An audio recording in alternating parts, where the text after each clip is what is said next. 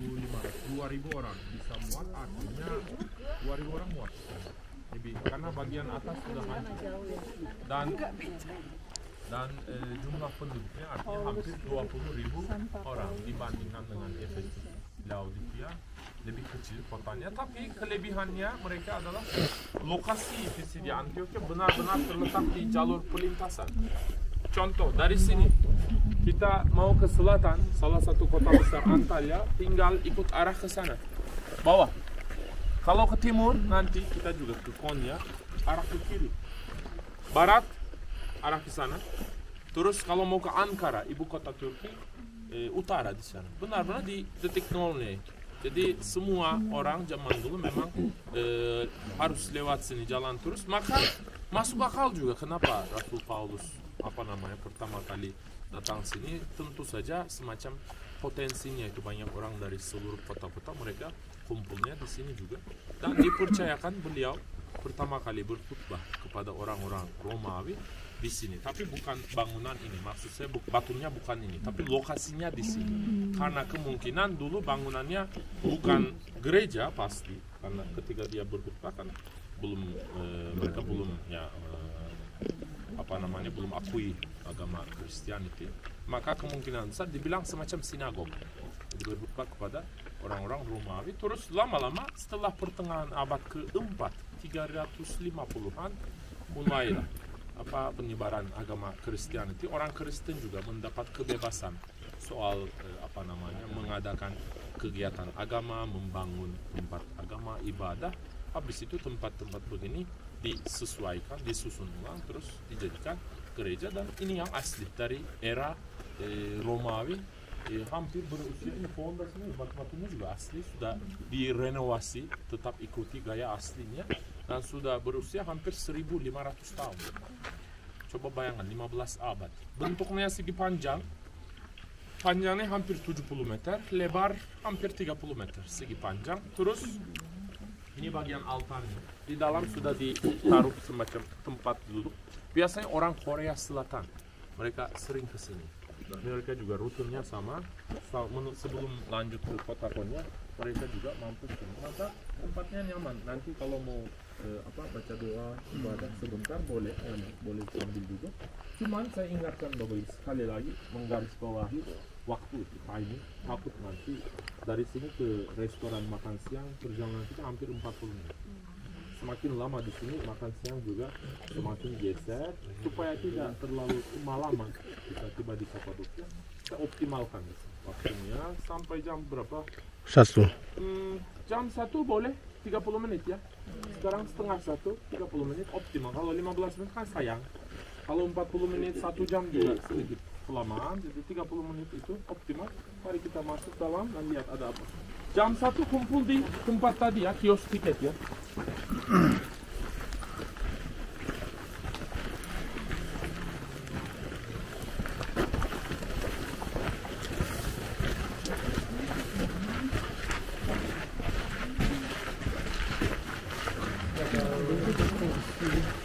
Ini pengalaman luar biasa Bapak Ibu, benaran, bukan basa-basi. Kita sedang berada di tempat yang begitu bermakna dan masih bentuknya jelas, apalagi dikasih tempat duduk ya, benar-benar kayak semacam pengalaman luar biasa. Ya. Ini kursi bagian kiri nggak sehat loh. Takut sama matahari, kenapa? Meleleh? Bukan belajar ini, banyak matahari. Tidur. Lalu murid-murid memutuskan untuk mengumpulkan suatu sumbangan sesuai dengan kemampuan mereka masing-masing dan mengirimkannya kepada saudara-saudara yang diam di Yudea. Hal itu mereka lakukan juga dan mereka mengirimkannya kepada penatua-penatua dengan perantaraan Barnabas dan Saulus. Terus yang terkasih, waktu saya remaja saya pernah menyaksikan satu film dokumenter berjudul China Cry. Nanti Bapak Ibu bisa lihat juga di YouTube begitu ya. Bagaimana kekristenan dibabat tapi semakin merambat. Ketika di sana pada masa komunis tidak boleh satu orang pun memegang iman percaya kepada Tuhan manapun. Kalau ketahuan akan ditangkap, dimasukkan dalam penjara. Tetapi ternyata orang-orang Kristen di sana, di China pada waktu itu tetap beribadah. Tentu beribadahnya tidak terbuka seperti kita di kota kita.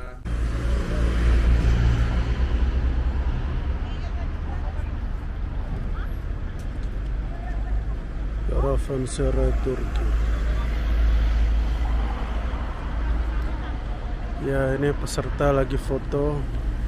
Ya, tapi gabung sama peserta grup lain. Memang unik orang-orang Indonesia ini.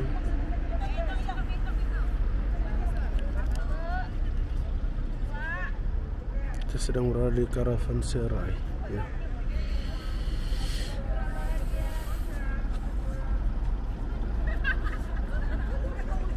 Jadi bagi yang bingung apa itu Karavanserai, Karavanserai itu tempat persinggahan zaman dulu. Jadi orang zaman dulu mereka itu kan berdagang ya lewat jalur sutra, mereka jalan kalau capek atau butuh istirahat. Nah, ini salah satu contoh tempat istirahat zaman dulu.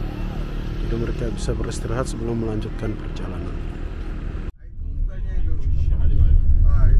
Unta kepalanya hilang. Coba menempatkan kameranya menghadap ke sebelah kiri. Itu batu-batu kecil yang ada topinya. Tidak ditaruh Bapak Ibu, memang itu alami. Karena kekerasannya itu, teksturnya tanah bagian bawah dan bagian atas itu terkikisnya beda. Itu coba lihat kiri. Bagus kan? Seperti apa buatan gitu, kayak tempat syuting movie Star Wars segala macam, mirip itu kayak dunia planet lain itu kayak. Mau syuting apa Ibu? Mau syuting apa Ibu? Kalau mau syuting boleh. Sama papi ya, Bu.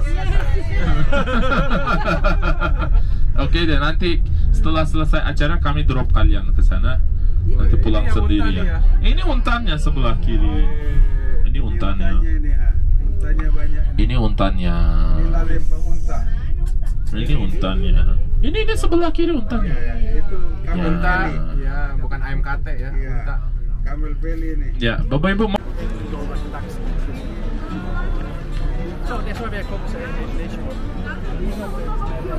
Ini namanya Devon Valley. Ya, jadi Devon Valley ini ada batu-batu berbentuk unik, ada yang berbentuk unta ya. Ini batu alami karena mungkin mengalami pengkikisan yang tidak merata sehingga bentuknya jadi unik seperti ini. Banyak orang kesini untuk berfoto.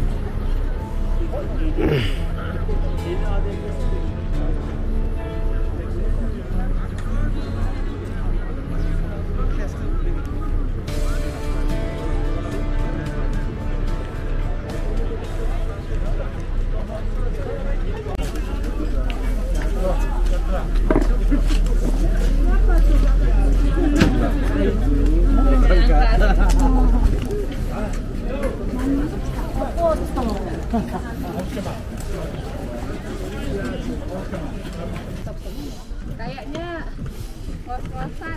Ngos-ngosan ya. Ya udah. Jadi saya tinggal. Oke, tunggu sini aja ya, Bu. Ya.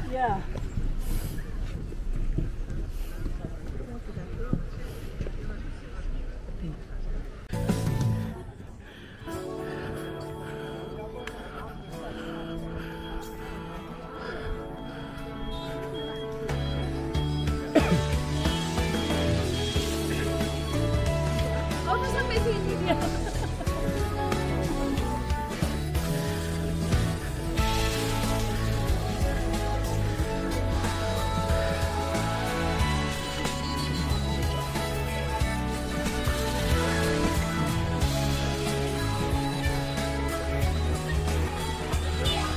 Nih, pintu masuknya sebelah kanan.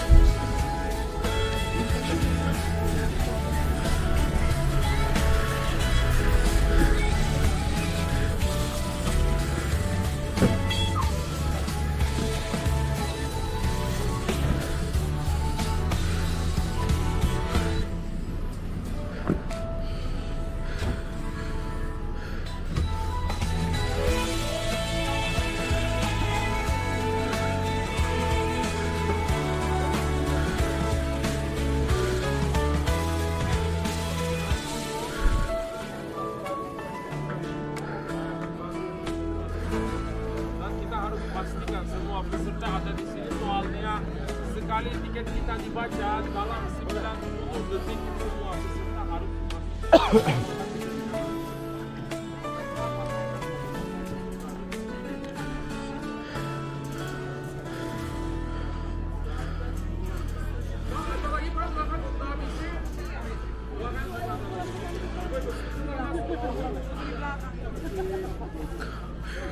Pak, kita punya waktu 90 detik dari peserta pertama sampai Georgios. Ini nanti kita akan melihat di dalam gereja ular namanya. Satu-satu kita akan melihat, tapi harus dilihat dari lebih dekat dan karena bukan hanya satu gambar, memang seluruh kubah gereja itu semuanya dilukis dengan gambar-gambar begini. Dan masih ingat nggak kemarin saya bilang dapat warna biru itu susah sekali kan, saya bilang itu mahal sekali. Di sini banyak warna biru, coba lihat ini. Nah, ini juga membuktikan benar-benar zaman dulu selain tenaga kerja atau biaya besar, mereka sangat utamakan keindahan dan pembangunan tempat ini. Maka sampai saat ini masih dilindungi. Tapi di dalam Bapak Ibu nanti saya akan jelaskan juga sebagian fresko seperti ini, gambarnya, wajahnya, ada yang dirobek terus dihancurkan. Itu terjadi pada periode namanya ikonoklastik atau ikonoklastik. Ada salah satu raja Romawi namanya Leo. Waktu itu dia berpikir, dia ada pandangan terhadap ikona-ikona lukisan dalam gereja. Mungkin dia berpikir lama-lama menjadi keterlaluan dan selalu diutamakan, maka dia perintahkan tentaranya terus menghancurkan, congkel semuanya. Setelah dia meninggal, terus sebagian diperbaiki lagi. Itu memang terjadi, ada juga kalau dicari di buku-buku sejarah namanya ikonoklastik period, berlanjut selama 70-an tahun kira-kira. Oke? Mari kita lanjut ke atas, saya akan tunjukkan gereja apa, gereja ular, gereja sandal, semuanya. Ada. Ya.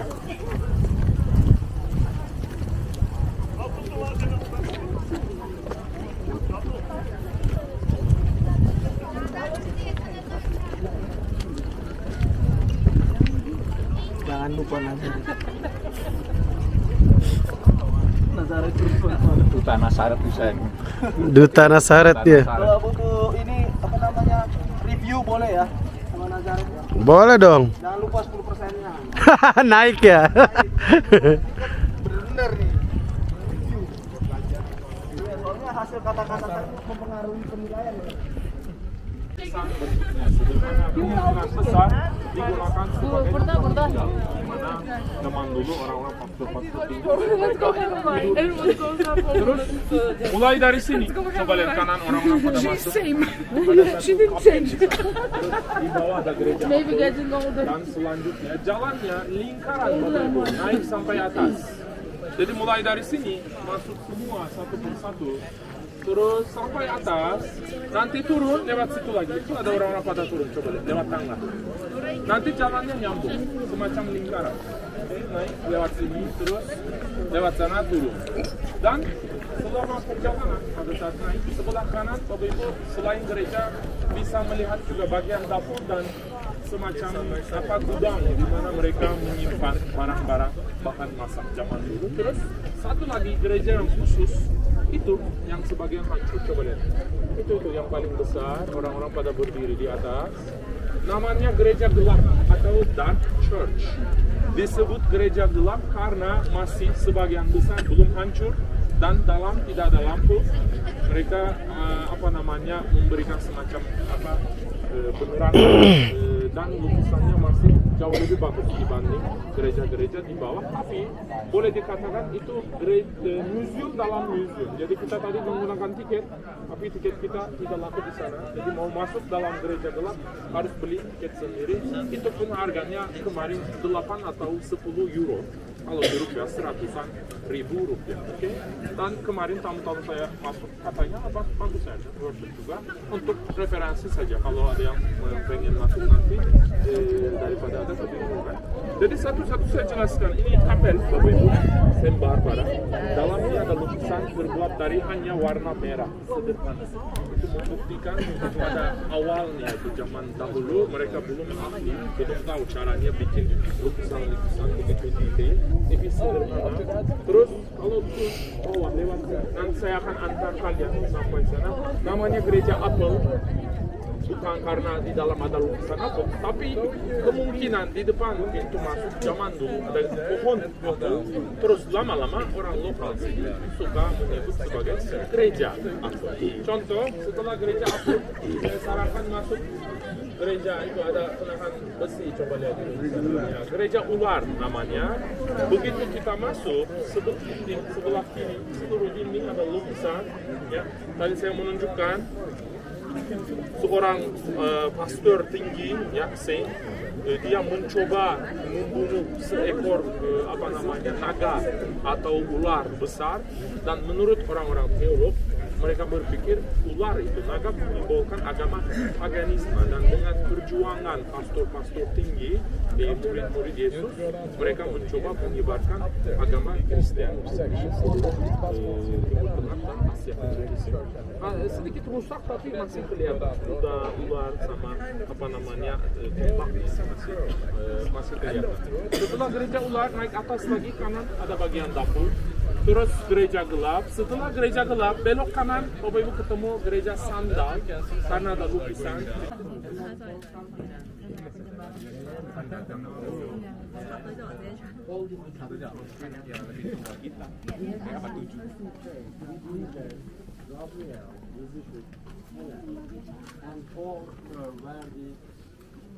Cross was buried, and she made a journal. The first pilgrimage was 326 AD, really early. And then she found the first and what is she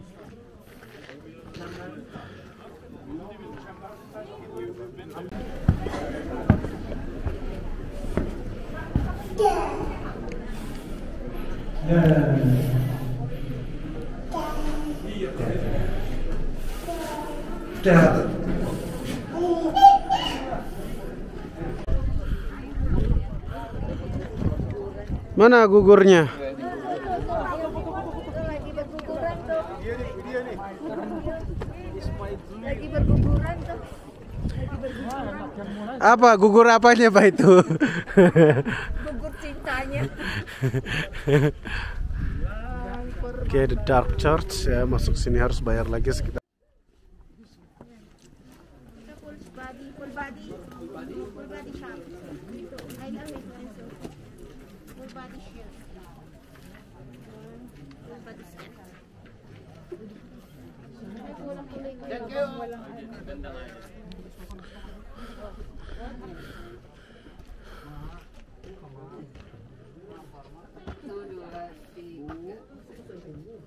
Bukalah pintu, aku akan masuk ke dalamnya. Cak lanangmu wis mulai. Kok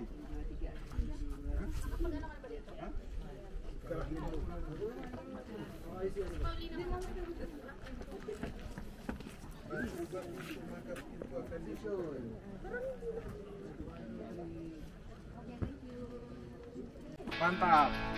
Mas Arek. Ayo jalan Ibu. Mas Arek. Oke. Mas Arek keren. Mas Arek keren.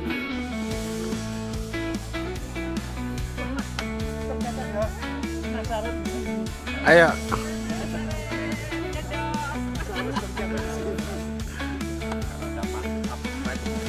Iya, harus di-subscribe ya. Kalau nggak subscribe nggak bisa ditonton.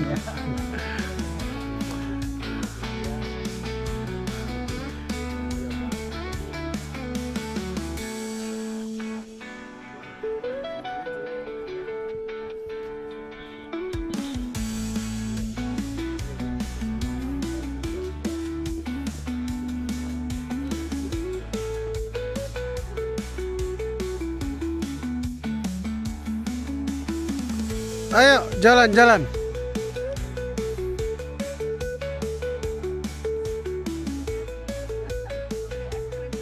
Nah, beli es krimnya cepet, dipermainkannya 5 menit.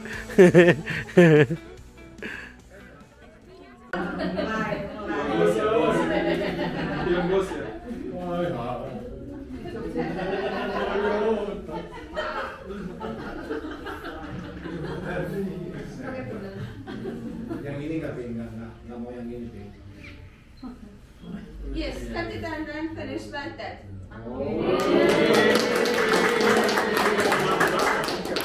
Ada yang mau coba? Yang mau coba? Tadi katanya Ibu mau coba. Silakan Ibu. Ada di video bisa jadi Monas. Silakan. Diajarkan.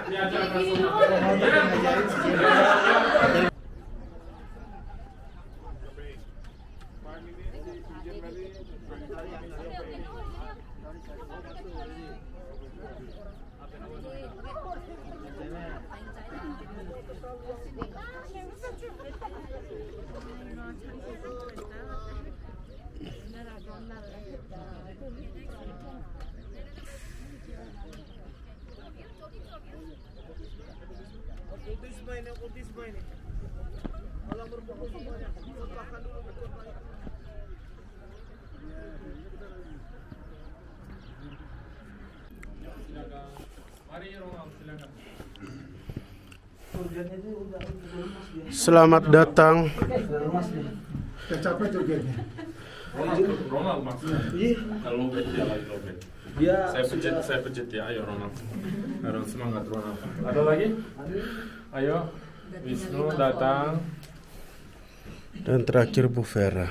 Ya, Bapak Ibu sebenarnya kan bukan hanya di Turki, di Kapadokia, tapi zaman dulu kan manusia masih tinggal di dalam gua-gua ketika mereka hidup secara pemburu dan pengumpul.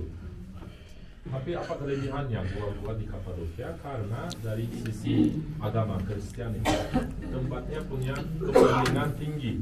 Karena gua-gua begini memberikan kesempatan kepada mereka untuk bersembunyi dan menyelamatkan diri ketika dikejar oleh tentara Romawi. Dan namanya juga manusia, zaman dulu ada yang menetap di sini orang Kristen, terus pengen mau bersembunyi, mereka lihat kanan kiri ada apa.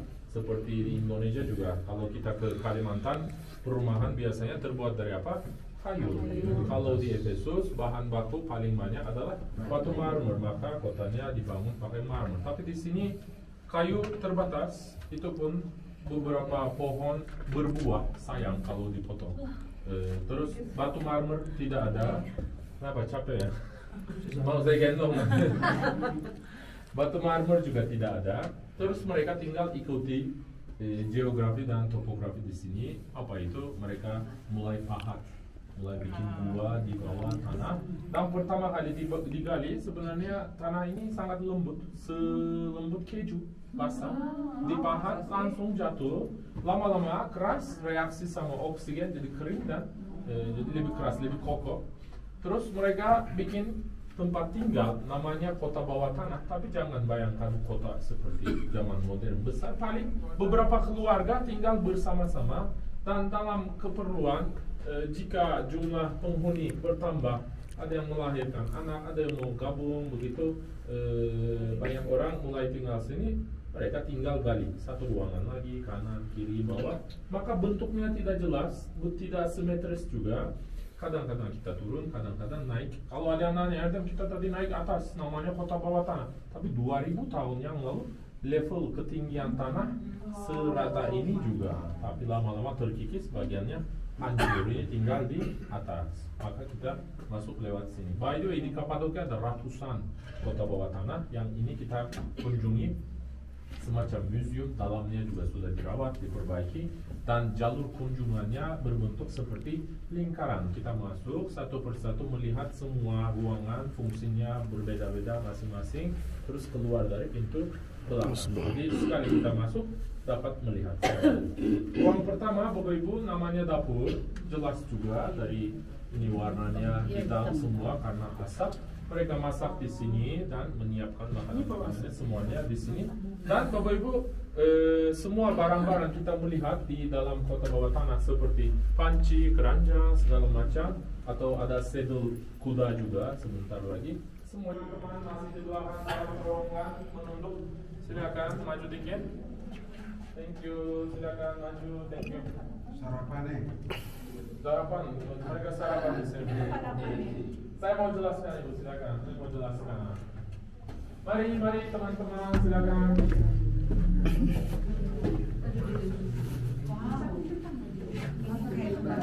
Apa ruangannya? Untuk foto booth itu. Harusnya saya buru-buru sama Bapak untuk jadi pelawak lebih apa sukses dan lucu ya. Silakan Pak maju dikit ya teman-teman, kasihan di belakang masih menunggu. Apa itu cikus? Cikus keluar.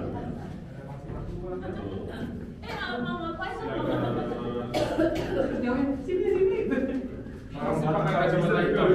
Nggak gelap ya? Pakai kacamata kalau Kelihatan terang. Kelihatan terang. Ups. ini karena mau diterang ke kopi ya. Iya. Kita jangan jawab. Mari masuk di foto dulu ya masih ada teman-teman belakang. By the way, ini ruangan berbentuk lebih sederhana, terus segi panjang. Menurut orang-orang sejarawan, Bapak Ibu, kemungkinan besar digunakan buat kegiatan harian seperti istirahat atau bersosialisasi, kumpul, rame-rame, ngobrol. Karena itu juga memang kebutuhan bagi kita semua. Terus antara dua ruangan, Bapak Ibu, mereka ada terowongan tunnel. Kadang-kadang saya mendapat pertanyaan juga. Saya mendapat pertanyaan bahwa kenapa terowongannya terlalu sempit ya? Apakah tubuh mereka, badannya orangnya terlalu kecil atau kenapa? Itu juga sengaja, Bapak Ibu, tidak ada hubungan sama bentuk badan karena mereka sengaja bikin terowongan sempit dalam keadaan darurat. Siapa tahu tentara Romawi mengetahui tempat tinggal mereka, mau menyerang dari luar, mau masuk. Artinya pergerakan mereka itu jadi lebih lambat, susah. Itu pertama. Kedua, di sini ada pintu. Tinggal didorong, bisa memotong akses antara dua bagian, semacam sistem pengawasan juga. Terus di Turki kan kemarin saya bahas bahwa ada wajib militer ya. Ada apa hubungannya wajib militer sama kota bawah tanah? Pokoknya salah satu sesuatu kita diajarkan wajib militer itu kayak pertolongan pertama segala macam. Ada ya survival ya dalam keadaan darurat. Ada istilah Bapak Ibu. Istilahnya adalah kepentingan saya selalu ikuti saya, selalu semangat partainya 100%.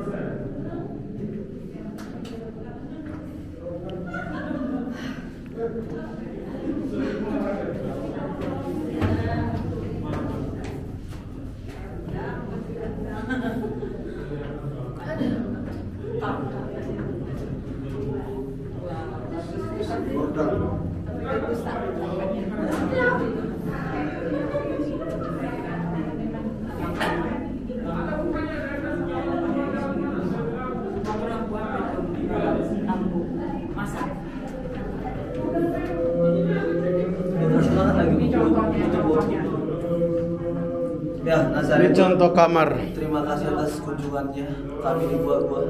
Kami tidak prediksi ini. Tolong Indomie. Ini kan jadi jualan ini. Iya.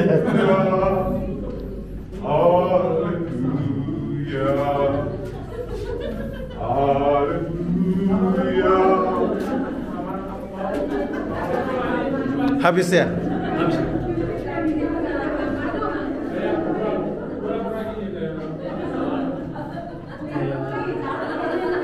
Itu ilustrasi kalau ini kamar tidur. Ada lentera, ya kan?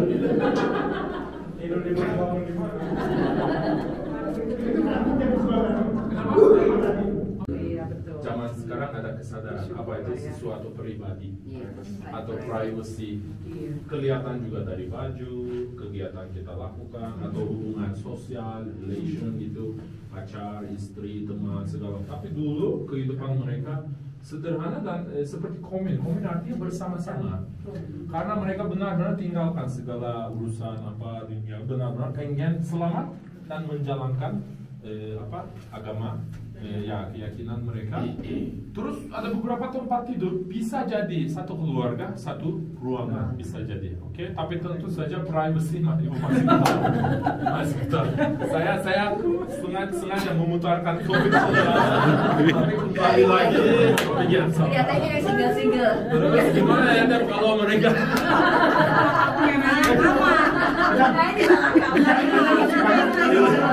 Saya rekam loh ini. Pertanyaan saya, brother. Ini pertanyaannya. Mereka ke salju, bro. Mungkin mereka tunggu sampai yang lain. Udah lewat jalan, Bu. Oh, video ini ya, keluar satu-satu ya. Ops, udah. Aku kalau bangga.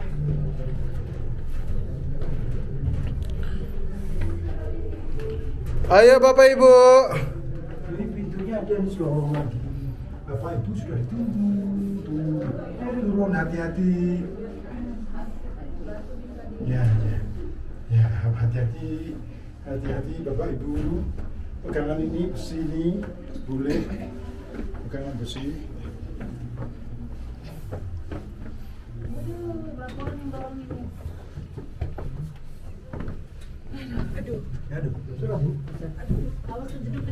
Awas kejeduk. Runtuh nanti gunung ini.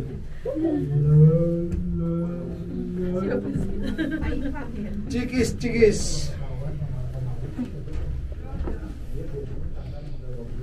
Aduh.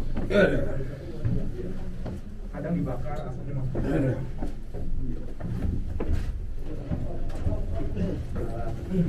Mungkin ini pintu apa? Kuburan Yesus mungkin yang kesini. Masuk TV kita, masuk TV. Nazaret nggak ada komisinya, malas ah. Masuk TV kami Bang. Susah. Coba. Nazaret lelah. Coba saya hai dulu lah. Tolong Nazaret ya. Wajah saya di mana-mana.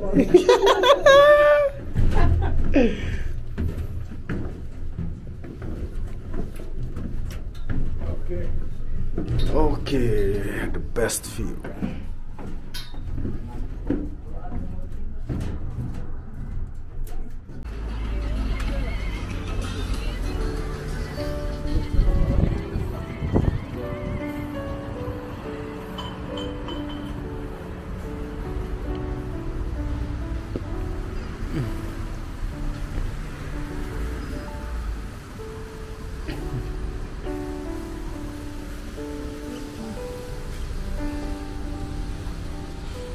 Selalu sadar.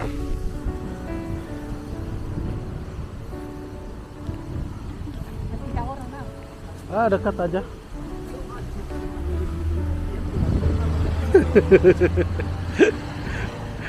Oh 2% berarti turun ya. 20 maksudnya.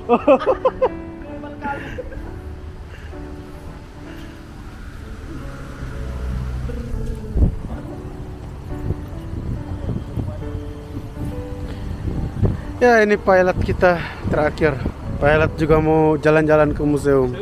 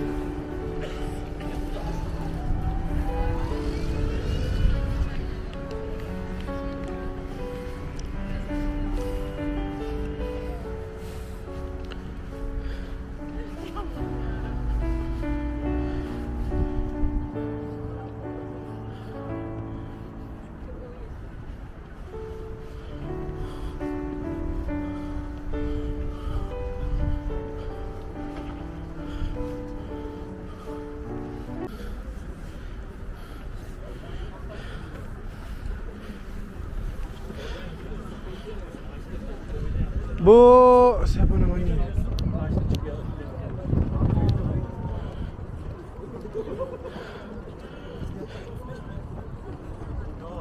Bu Oci, langsung ke kafetaria aja.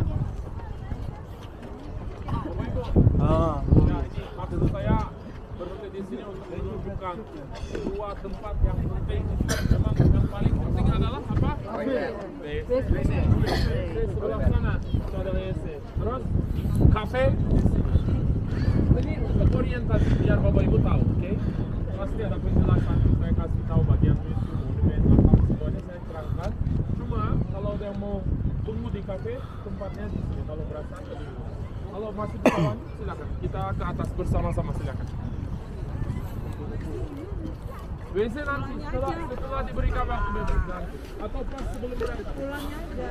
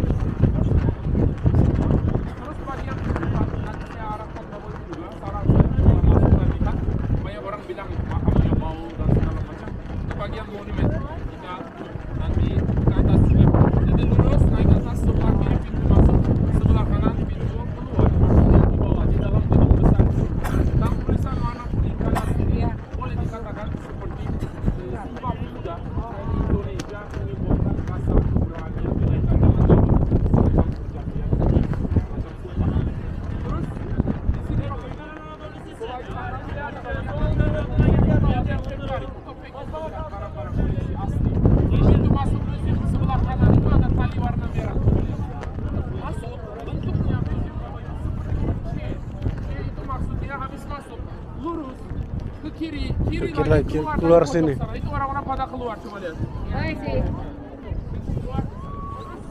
Nanti setelah selesai meeting point tadi kafe sebelah kanan bawah, kita kumpul di sana dan berangkat bersama-sama. Oke? Dan sementara jam berapa? Menurut saya 1 jam cukup di sini. Artinya jam 2:15 Ya, mau ada upacara. saya Bapak Ibu. Upacara ganti shift security. Di mana? Di mana? Ini nanti lewat sini. Berdiri situ. Sini. Pojok sini cukup Bapak Ibu. Sini aja. Sini aja. Boleh apa Lurus aja. lingkarannya. Tapi buka jalan sebelah kiri, nanti mereka akan lewat sini. Jangan sampai tengah, nanti mereka akan lewat sini, oke? Geser. Dikit juga, mundur Ibu, mundur. Posisi kita bagus. Ya. Sebentar lagi mereka datang. Jam berapa? Atas kan ada 2. Mereka juga. Dan coba lihat gerakan mereka luput pada saat itu. Karena tempatnya masih berdekatan sama makam. Kita mau berisi, mengganggu. Terus turun pelan-pelan. Jalan ke sini, ini berdua akan diganti. Ini boleh. Boleh, tidak apa-apa. Itu dia dari angkatan darat.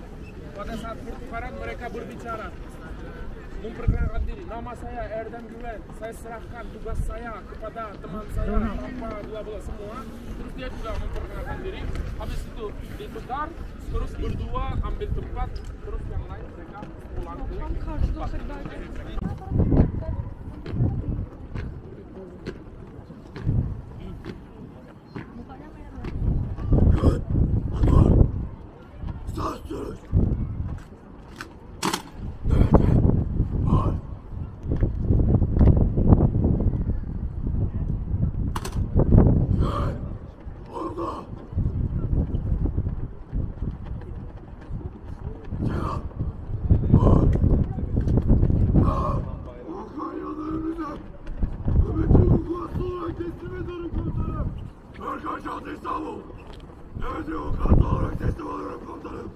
Abdullah kahramanlar. Mehmet'imi kalktılar teslim ediyorum komutanım. Abdullah gidin Konya. Mehmet'imi kalktılarak teslim ediyorum. Evet. Orada. Sağ durun. Kalktılarak. Var.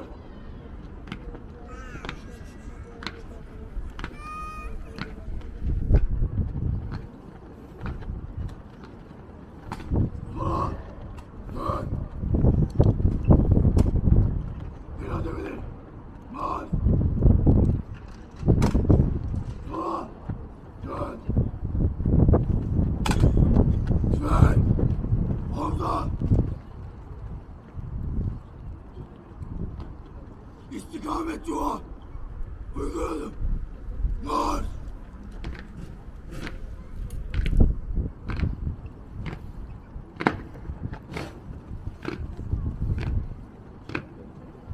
Saat var. İleri.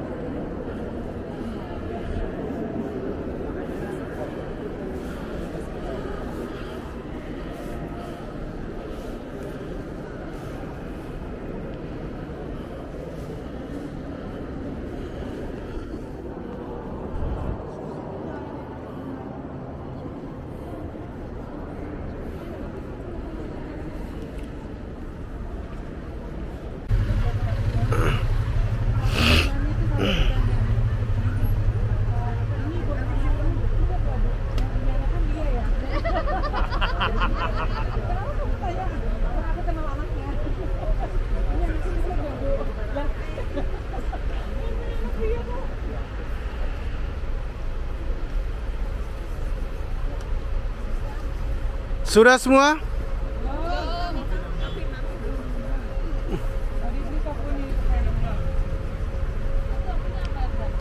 Oh, Mami.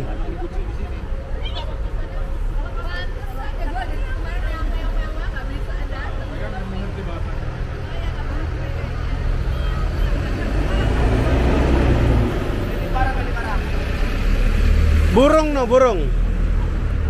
Burung apaan? Burung banyak di atas.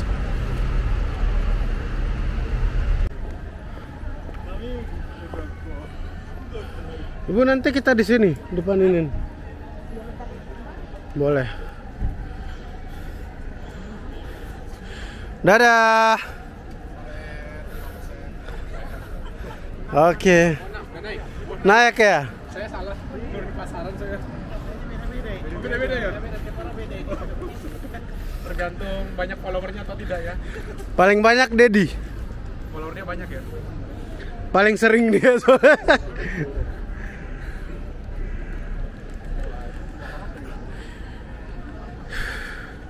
Ini namanya hipodrom. Hipodrom. Ya.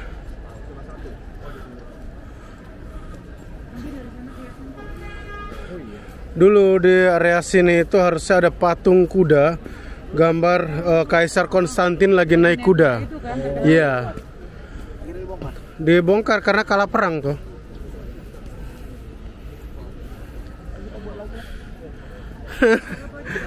Iya, gambarnya itu. Buat wajah gua di. Boleh.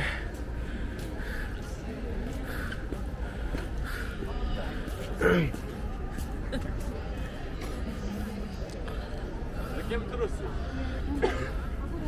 Baru pertama kali kan kau mengalami seperti ini kan? Memang. Sering-sering. Udah lain jarang.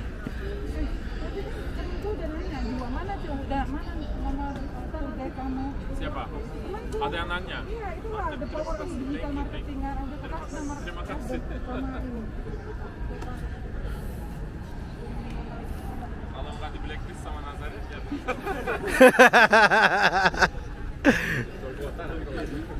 Baik-baikin ini. Kita hari ini ingin menjelajahi bagian bernama kota Sua dan seluruh dunia kita bisa bersejarah. Seperti Jakarta juga kan, Jakarta bagian. Letak di atas salah satu bukit, Bapak Ibu, berbentuk seperti semenanjung menghadap ke Laut Marmara. Tadi kita lihat itu sebelah kiri, pas kita menuju ke restoran, sebelah kiri kita ada Laut Marmara. Dan sejak zaman dahulu bukit ini telah menjadi pusat untuk segala bangunan penting dari berbagai peradaban Romawi, terus sebelum Roma, Bizantium, Ottoman, semuanya ingin meninggalkan tanda dan hasil karya mereka masih ada banyak peninggalan. Terus tempat pertama kita akan melihat Bapak Ibu di Kota Tua adalah namanya Hippodrome. Kalau di Indonesia adanya apa? Velodrome kan? Velodrome kan? Dromo bahasa kuno Latin artinya jalur atau jalan. Velo sepeda, jalur khusus buat sepeda, velodrome. Kalau hippodrome, hippopotamus, hippo kan artinya kuda. Nah, hippodrome yang berarti bahwa pacuan kuda, jalur kuda. Di mana zaman dulu mereka mengatakan lomba, orang-orang naik kuda dan harus mutar balik keliling hippodrome 7 kali untuk menang. Dan masih ada beberapa monumen asli dari pada masa itu. Dan yang pertama adalah, coba lihat paling ujung, namanya Tugu Romawi, Tugu Romawi. Zaman dulu mereka perlu harus putar balik 7 kali kelilingi Tugu Romawi ini, dan nama orang-orang pemenang ditulis atas bahan bernilai tinggi seperti perak, dipasang di situ. Masih ada lubang-lubang, coba lihat bekasnya. Tapi dalam keadaan perang dan penjajahan, barang-barang seperti itu selalu diambil. Sekarang lebih polos, lebih sederhana, tapi dulu dihiasi, dilapisi pakai bahan perak. Terus hipodrom bentuknya seperti segi panjang. Dari arah sana itu ada Masjid Biru, by the way. Sebelah kanan lagi sang imam berkhutbah kepada jamaah pakai mic.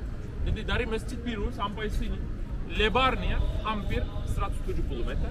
Panjangnya Bapak Ibu dari gedung warna putih itu Rektoran Kuliah Marmara, itu juga bangunan bersejarah. Dari Rektoran Marmara sampai paling ujung kurang lebih 300 meter. Jadi berbentuk segi panjang. Monumen kedua di hipodrom setelah Tugu Romawi ini yang hijau, coba lihat. Warna aslinya bukan hijau, tapi karena korosi, korosi tembaga dan bronze itu lama-lama selama ratusan tahun jadi hijau, seperti Monumen Liberty di Amerika. Ini yang diadopsi sama IKN. Ya. IKN di mana IKN? IKN. Menggunakan tembaga dan akan berubah warna juga. Itu lama-lama korosi dan warnanya jadi hijau. Namanya Tugu ular Bapak Ibu. Karena aslinya itu, tempat aslinya dulu berdiri di depan kuil Delphi. Pernah dengar Delphi itu zaman dulu terkenal dengan sang peramal. Orang-orang di Yunani itu, orang-orang raja-raja besar, orang-orang petinggi selalu pergi ke Delphi, berbicara sama sang peramal dan mendapat nasihatan, arahan dari dia. Dan waktu itu Delphi juga Yunani di bawah kekuasaan kerajaan Romawi Timur. Maka raja-raja Romawi ingin menambah keindahan ibu kota mereka, maka perintahkan orang mengumpulkan banyak barang-barang dari seluruh wilayah dia berkuasa yang layak ditaruh di ibu kota. Ini salah satunya. Harusnya bagian paling atas itu ada 3 kepala ular. Itu bagian melingkarnya. Bagian melingkar itu mistik, itu badannya 3 ekor ular dan punya arti juga bagi orang Yunani. Zaman dulu Bapak Ibu mereka sering diserang sama tentara Persia. By the way, Bapak Ibu pernah nonton movie 300 Spartan? Mungkin judulnya movie itu, dalam movie 300 Spartan yang perang orang Persia sama orang Yunani. Memang itu berasal dari kenyataan, kisah nyata. Dan waktu itu setiap kota Yunani punya tentara masing-masing. Dan kadang-kadang hubungan antara mereka juga tidak begitu baik. Maka Persia menggunakan kelemahan mereka, selalu serang satu-satu dan tetap Persia menang. Pada satu hari, orang Yunani, gubernur kota-kota besar, raja-raja, mereka sepakat dan berjanji bahwa daripada kita saling berantem dan berperang, lebih baik bersatu dulu mengalahkan Persia. Kalau itu urusan dalam negara kita masing-masing, tapi yang penting kita beresin yang musuh besar ini. Itu berhasil, memang mereka berhasil mengalahkan Persia. Dan untuk menyimbolkan persatuan mereka, kemenangan besar itu penuh arti, mereka mengumpulkan banyak peralatan senjata dari medan pertempuran seperti pedang, perisai, semua dicairkan kembali dan digunakan untuk bikin monumen di sini. Dan mereka bersumpah, mereka bilang persaudaraan dan persatuan kita akan berlanjut sampai mereka lempar besi, sisa-sisa besi ke laut, sampai besi itu bisa naik ke atas karena itu tidak mungkin selama-lamanya. Artinya semacam perjanjian sangat penting bagi mereka. Belakang saya salah satu jalan paling penuh di Istanbul, berasal dari tahun 537 dan tidak ada angka 1 di depan, bukan 1500 tapi 537. Artinya ketika Hagia Sophia dibangun di sini, Borobudur pun belum ada di Indonesia. Coba bayangkan betapa kuno. Terus pertama kali dibangun pada tahun 537 sebagai gereja terbesar di dunia dan telah menjadi pusat agama Kristiani di dalam kerajaan Romawi Timur, dan bahkan acara penobatan raja juga dilaksanakan di sini sampai tahun 1453 bulan Mei tanggal 29 hari Selasa. Apa yang terjadi pada hari itu? Kerajaan Romawi kalah dalam perang sama Ottoman. Mereka mulai berkuasa di sini dan fungsinya Hagia Sophia dirubah, dijadikan masjid. Terus sejak tahun 1453 sampai 1937 fungsinya masih masjid. Dan setelah perubahan sistem pemerintah dari kesultanan menjadi republik yang sekuler, menjadi museum 1937. Dan barusan kemarin masa pandemi fungsinya diganti lagi dan dijadikan masjid kembali. Jadi kalau diurut, pertama gereja, kedua masjid setelah penaklukan Konstantinopel, terus museum, dan sekarang masjid. Sekarang ada 2 pintu untuk masuk Hagia Sophia, Bapak Ibu. Yang pertama adalah pintu utama untuk orang muslim, mereka pada sholat sekarang dalam. Dan satu lagi khusus untuk orang wisatawan. Tapi sayangnya setelah aturan baru, para wisatawan hanya boleh kunjungi bagian lantai atas saja. Kalaupun kita bayar, contoh mahal, tiketnya berapa, 50 USD, tidak apa-apa, bisa masuk. Tapi sebenarnya not worth it, karena dalam juga kita paling bisa 10 menit, 15 menit. Dan tempatnya terlalu sempit, tidak kelihatan apa-apa. Harusnya kita melihat dari bawah supaya dapat melihat semua kubahnya dan lukisan-lukisan di dalam. Masih ada gambar lukisan. Ini Blue Mosque belakang. Di dalam. Masjid Biru. Ini kita bisa masuk. Kita selalu ini nggak bisa. Dan ini salah satu spot terbagus, paling cantik untuk ambil gambar. Kalau kita berjejeran di sini, latar belakangnya kelihatan Hagia Sophia semua. Habis itu nanti kita pindah ke sana, ambil grup foto juga di sana untuk latar belakangnya Masjid Biru berhadapan. Mari kita grup foto Hagia Sophia dulu di sini berjejeran. Ya, silakan. Latar belakangnya kelihatan Hagia Sophia menghadap ke saya, Bapak Ibu, menghadap ke saya. Ya, berjejeran. Silakan berjejeran. Utama bagi para sultan setelah penaklukan Konstantinopel, ibu kota Ottoman dipindahkan dari kota Edirne, Istanbul menjadi ibu kota baru. Maka mereka membutuhkan tempat tinggal baru di sini. Mulai dari Sultan Muhammad Al-Fatih atau Mehmed kedua yang menaklukkan Konstantinopel sampai Sultan ke-30 namanya Sultan Abdul Mejid, ya, semua sultan tinggal di sini. Tapi setelah pertengahan abad ke-19, 1850-an, begitu mereka melihat di Eropa ada gaya arsitektur baru, barok dan rokoko. Di Prancis namanya Versailles, di Austria namanya Schönbrunn, atau di Eropa juga muncullah banyak istana-istana baru dengan gaya lebih mewah. Maka Raja-Raja Ottoman juga penasaran, pengen punya tempat tinggal tidak kalah sama yang di Eropa. Mereka membangun satu lagi di pinggir Selat Bosphorus, namanya Istana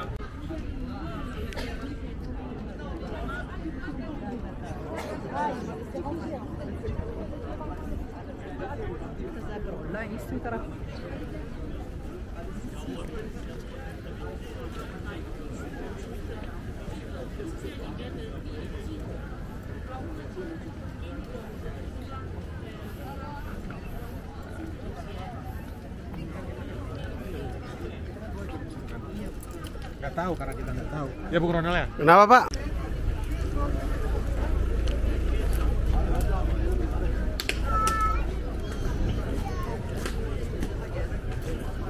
Antri masuk Hagia Sophia. Hagia Sophia Blue Mosque. belum kurang siapa lagi? Coba kita absen. Oke. Coba kita absen.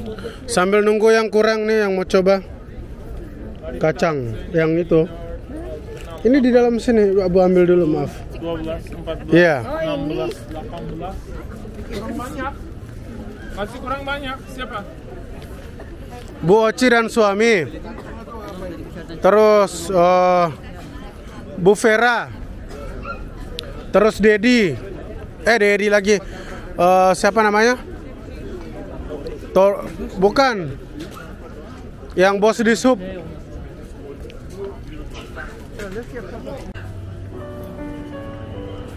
Katanya udah semua lengkap di sini.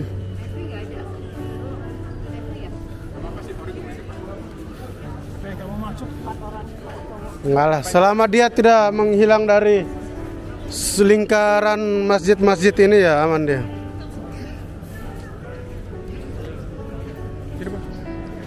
Oke, thank you Abuna.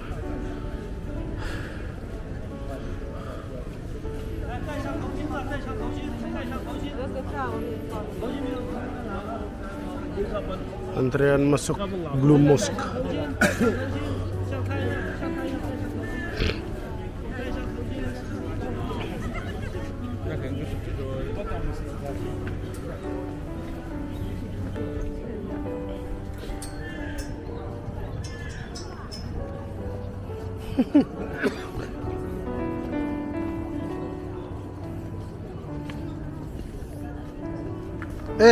Ada ini Satya Mina. Apa Aziza?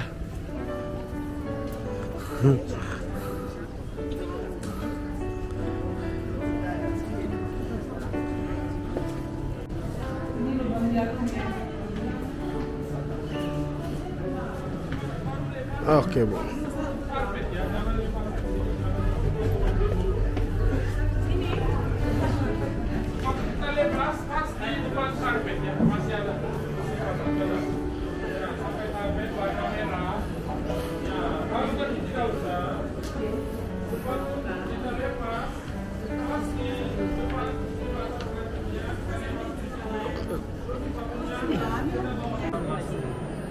Memang masjid ini yang sering muncul di berita sosmed, orang-orang banyak postingan, Blue Mosque, masjid biru di internet juga.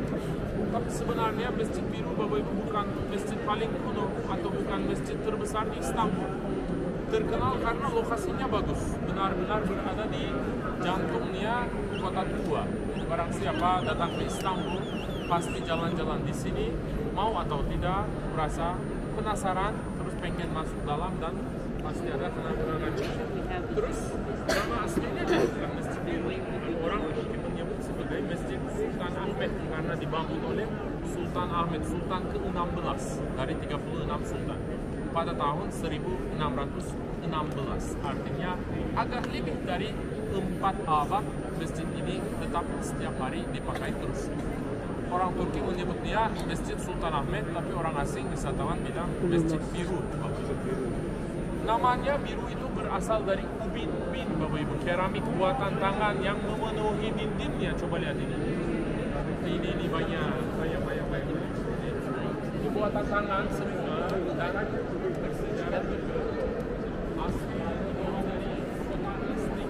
Mungkin kalau bilang Istik mungkin tidak ingat. Tapi kalau saya bilang Nikea, Indonesia tempat konsil ya buat zaman dulu Raja Konstantinopel juga kuasa Raja Konstantinopel konsil Nikea. Nah itu sekarang nama barunya itu nama modern beda tipis. Kami bilang Istik, nama asli Nicea atau Nikea, Nicea sama. Karena sejak dahulu memang kota Iznik terkenal dengan keramik buatan tangan juga, pusat untuk segala keramik buat hiasan dalam tempat ibadah. Maka orang Turki juga penasaran, pengen menggunakan hasil karya yang sama. Dan jumlahnya ada hampir lebih dari 20.000 biji keramik buatan tangan dan berusia 400 tahun. Gaya arsitekturnya Bapak Ibu seperti gereja di Philadelphia. Masih ingat apa yang saya ceritakan? Saya bilang gaya arsitekturnya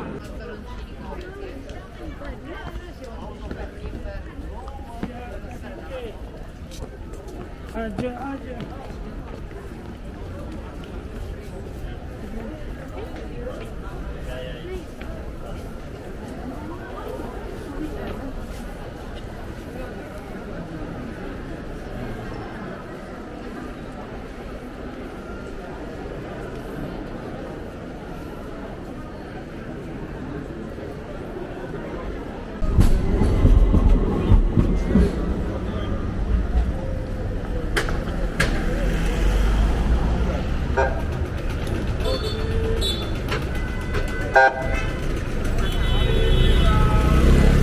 Señora, ¿para dónde? Sen aradığında sigara içip oyun oynuyorsun bilgisayar. Ibu arah ke kanan ke kiri sorry. Oh gini. Gak apa-apa, aman.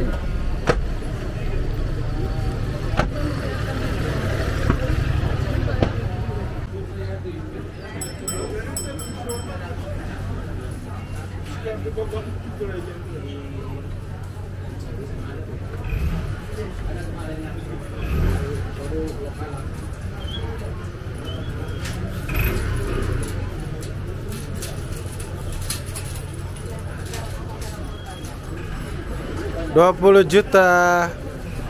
Kok jadi paling belakang lagi?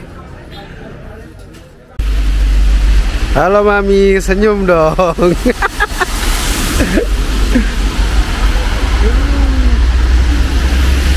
Ya, hari ini kita berada di gereja besi ya, habis hujan deras.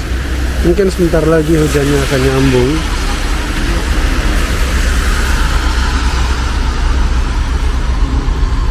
Oke, itu secara runtuhan benteng ya, benteng zaman Bizantium. Ini adalah gereja besi. Kenapa? Ya Bu, nggak apa-apa duluan Ibu.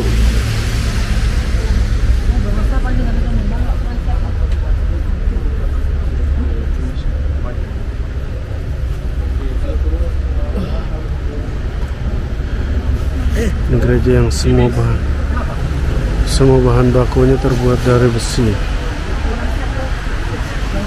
Tapi kita 2 jam di sini.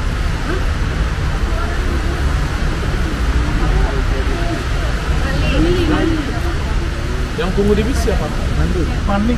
Tadi yang sampingnya dari mama makan. Jadi kalau dia cari WC gimana? Mau tidur. Oke, siap. Baik, Bapak Ibu. Menurut Bapak Ibu kita butuh waktu di sini 30 menit? Oke, saya tunggu di sini Bapak Ibu. Silakan biarkan saya antar Bapak Ibu ke dalam. 30 menit di dalam, kalau sudah selesai kita ketemu. Ini biar.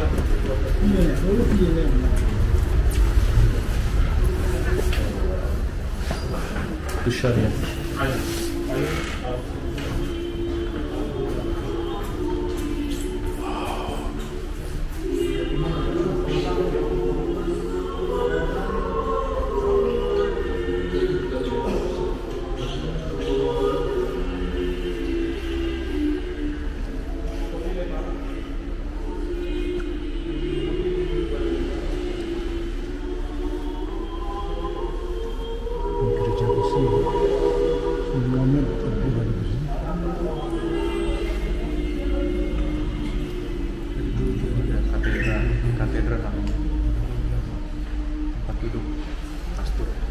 Iya. Kita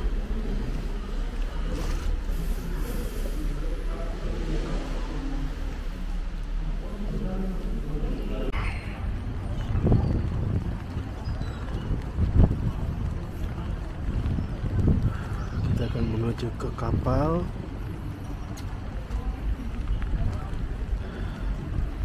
Kapal kita sudah menunggu.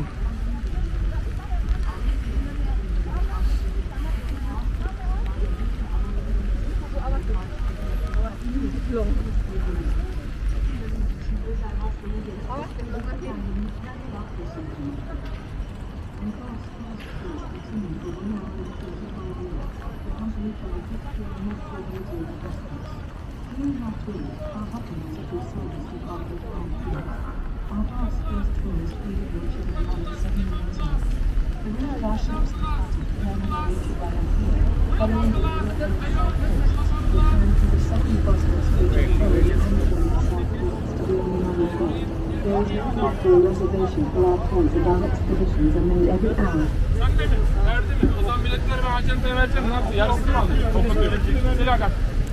Habis? Mantap Ronald, mantap, mantap. Oke. Abdüş, ya. Kaç dedin? 3-5 kaç dedin? 3-4 geçiyor.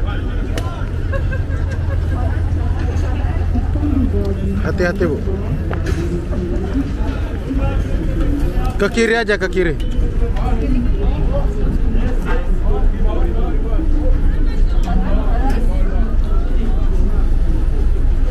Lantai bawah saja. Bawah ke situ loh. Kanan kiri dua-duanya bisa ya. Nggak apa-apa, di atas juga. Ada angin nggak di atas? Di bawah aja. Bawah tuh mana sih? Turun, lewat kiri tapi di sini nggak ada turun bawah. Itu ada. Pintunya ditutup. Iya. Mana? Ini gimana? Ibu mau yang ada di atas ada angin. Aku ikut sana.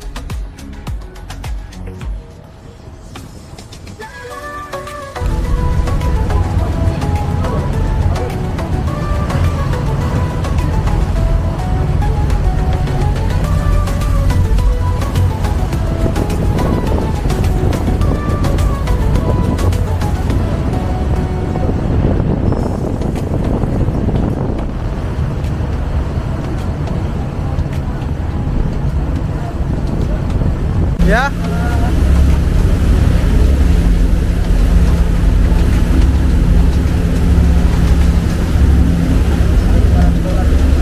Nggak ada.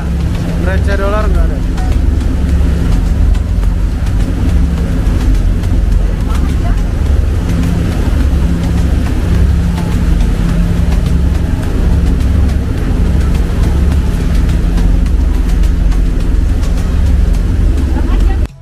Yang kedinginan.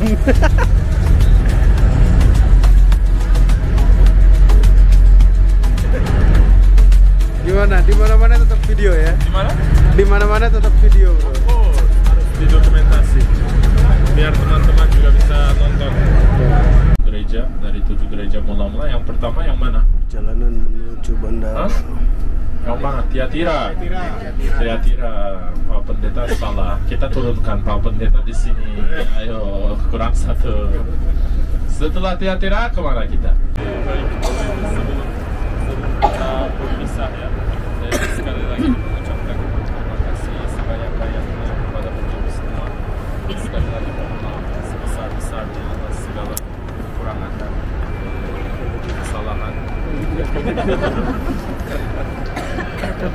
Semoga sampai tujuan yang tanah air dalam keadaan sehat, walafiat dan bertemu dengan keluarga orang tercinta. Semoga Tuhan memberkati kita. Safe flight of it. Thank you very much. Thank you. Arigato. Ronald, guru foto terakhir dong. Oke. Dan Tentunya. ini serah terima Ronald. Terima kasih. Oke. Ya.